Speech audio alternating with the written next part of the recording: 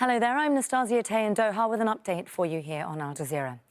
The Electoral Commission in Zimbabwe has declared Emmerson Mnangagwa the winner of the presidential election for a second term. His opposition challenger, Nelson Chamisa, says the result, though, is false. Harry Mutasa has more now from the capital, Harare. All eyes are now going to be on Nelson Chamisa and his Triple C party. What are they going to do next? They could go to court to challenge the result. Election observers say this election was fought with many challenges. For example, at some polling stations, some ballot papers were delivered late, and they say that in some areas, some people voted in a climate of fear. Zimbabweans now will wait and see to hear when the inauguration date is going to be, and if, of course, the main opposition leader, Nelson Chamisa, is going to go to court. The United Nations is warning that the conflict in Sudan could cause a humanitarian catastrophe in the entire region.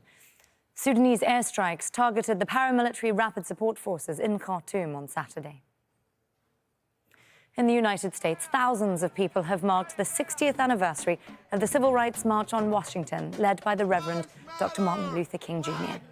The march this weekend commemorated a key moment for the movement in the US that fought for equal rights for Black Americans.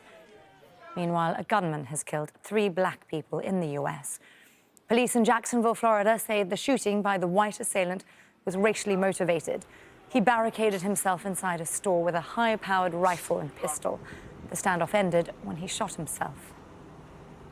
Tens of thousands of Israelis have taken to the streets of Tel Aviv for the 34th consecutive week to protest against Prime Minister Benjamin Netanyahu's planned judicial changes. Netanyahu's hard-right coalition is trying to limit the power of the Supreme Court to review government decisions.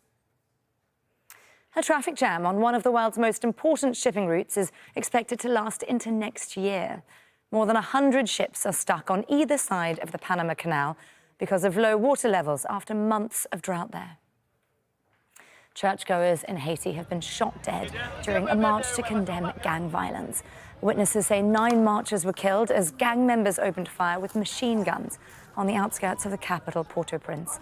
Some protesters beat a suspected gang member to death.